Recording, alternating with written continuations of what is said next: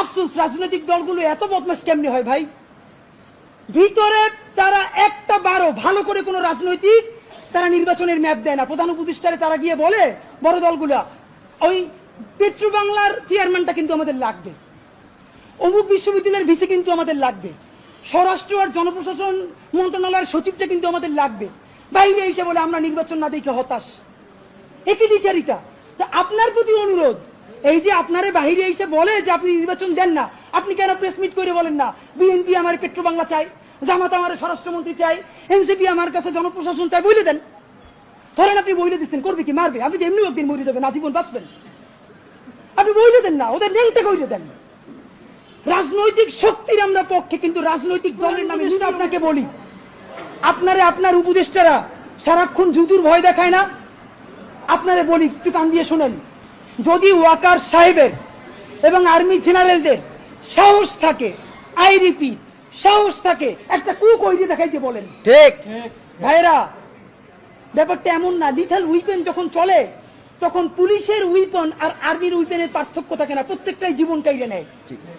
এই মাত্র একটা বছর আগে আমাদের হাজারো হাজারো শহীদ যেই গুলিতে শহীদ হয়েছে, এর চেয়ে দামি গুলি তো আর আর্মি আমাদের উপরে ব্যবহার করতে পারবে না।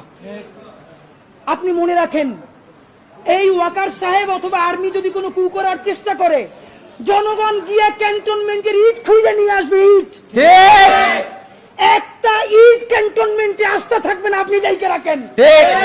আপনি কারে ডরান? আপনি ভোট নেন।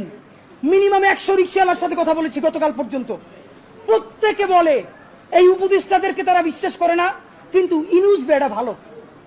এর মানে সারা বাংলাদেশের জুলাই যোদ্ধারা, জুলাইয়ের পক্ষের শক্তিরা আপনার মুখটা দেখা এখন পর্যন্ত এই সরকারের একটা হাত ধরে রাখছে। কিন্তু এই উপদেষ্টাদের কেউ কেউ ইতিমধ্যে রাজনৈতিক দল যারা সামনে ক্ষমতায় আসবে তাদের সাথে নেগোসিয়েশন করে কেউ সামনে আইনমন্ত্রী হবে, কেউ অন্যান্য মন্ত্রী হবে, কি কি হবে এইটা পাকাপোক্ত কইরে এখন তাদের জবানে আমাদের ঘোষণাপত্র লিখে দেয়। ঠিক। এখন সেই ক্ষমতায় যারা আসবে সেই দলের মুখপাত্র হয়ে তারা এই সরকারের মধ্যে কাজ করে।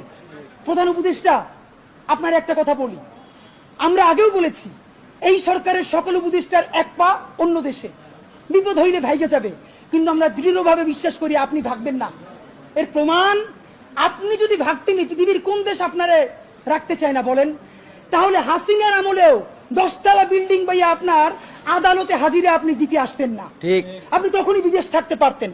আপনি এই দেশে থাকতে চান বলেই আপনি আসছেন, আমরা বিশ্বাস করতে চাই। আপনার একটু পইরে শুনাই, আপনার ঘোষণাপত্র থেকে অল্প কয়েক জায়গা মার্ক করে নিয়ে আসছি। মাননীয় প্রধান উপদেষ্টা, আপনি বলছেন যে